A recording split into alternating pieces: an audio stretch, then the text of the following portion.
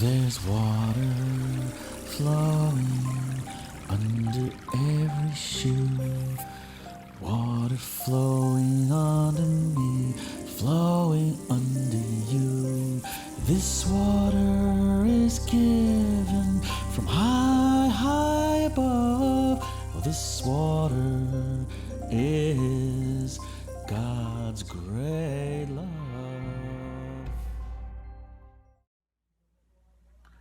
Parshat Chukat, Rule, Numbers 19:1 through 22:1. Chukat begins by describing one of the most mysterious rituals described in Torah, the rite of the red heifer. Now, the ashes of the red heifer are mixed with certain specific ingredients and mixed with water to create special waters of purification. This mixture is used to purify anyone who has contact with death. Chukat recounts the deaths of both Aaron and Miriam.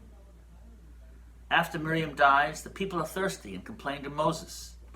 God tells Moses to speak to the rock in order to draw forth water, but instead of speaking to the rock, he hits it. The blessing.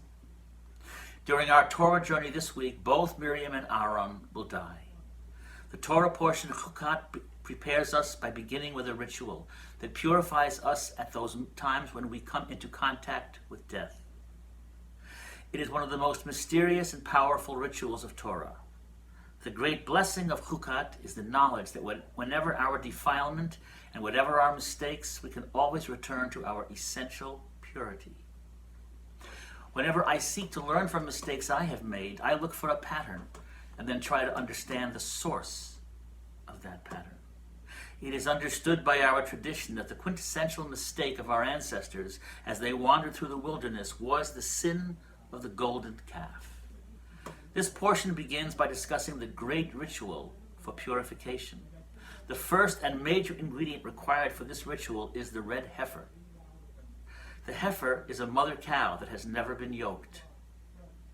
To know the source of sin, I must lay the red heifer on the fires of truth, because she is the mother of the golden calf. The source for the pattern of sin, her ashes are the first ingredient that I will need for purification. On these fires of truth, I will also place just the right proportions of pride and humility, represented by tall cedar and low-growing hyssop. I will need both pride and humility in order to accomplish my journey of purification. Pride allows me to stand tall enough to see the path ahead, and humility connects me to the earth beneath my feet. The last element the Torah requires for this ritual is crimson, my passion, which adds my own holy fire to these fires of purification. Thus, the recipe includes insight, pride, humility, and passion, mixed with living waters, the compassionate flow of life, combining to provide the perfect alchemical formula for our renewal. The golden calf is built when we lose faith in an invisible, unnameable God who may have abandoned us to die in the wilderness. We are tempted to build a life around this golden calf, thereby placing something other than God, the essential mystery, at the center of our attention.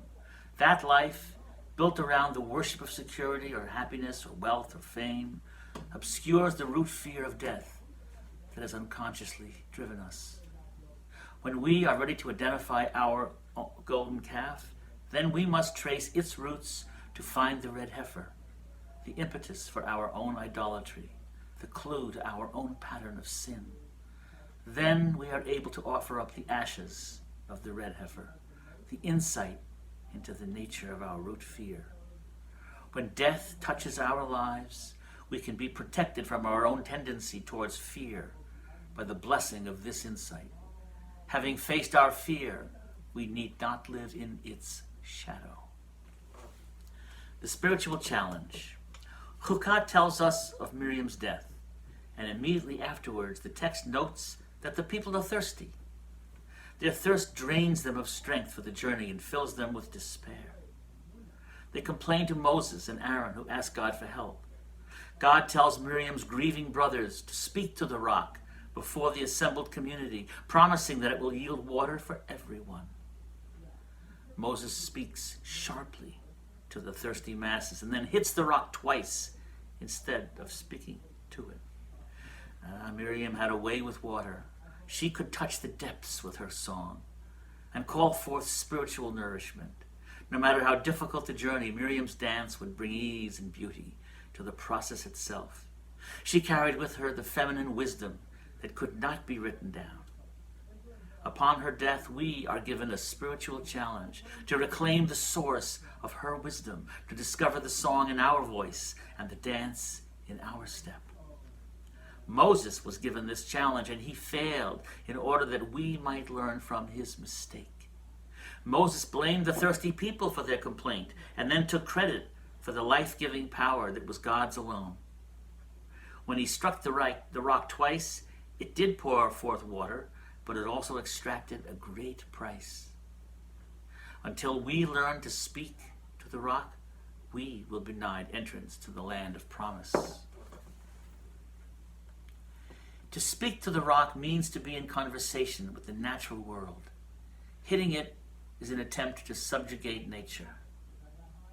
Miriam knew the words, and she knew the music that would open the deep and secret places of earth wisdom. The spiritual challenge of Chukat is to call Miriam's wisdom back to us, to reopen the conversation with the rock that was interrupted by Moses' mistake. Guidance for practice. The ritual of the red heifer. Look into your experience and find a mistake made in the recent past. It might be a misspoken word that hurt a friend, or a bitter feeling that spilled out unconsciously in a look or a gesture. Examine the mistake and see if it fits any pattern in your life. Have you ever done or said or felt this before? When you have discerned a pattern in your behavior, hold it in your heart with the utmost compassion for yourself and ask the question, what am I really afraid of? Keep digging deeper beneath each layer of fear until you reach the root of fear. Name it and write its name down on a slip of paper. Make a fire and burn that slip of paper in it. Sing 3 songs into the fire. For cedar, sing a song that expresses your pride and dignity and nobility.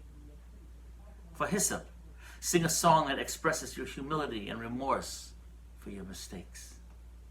For crimson, sing a song that expresses your passion and joy. Take the ashes from the fire and mix them with fresh water from a stream or pond or sea. Set this purifying compound, these waters of lustration, in a special place, so that when your root fear is triggered, you can look upon it and touch it and remember your essential purity. Shabbat Shalom.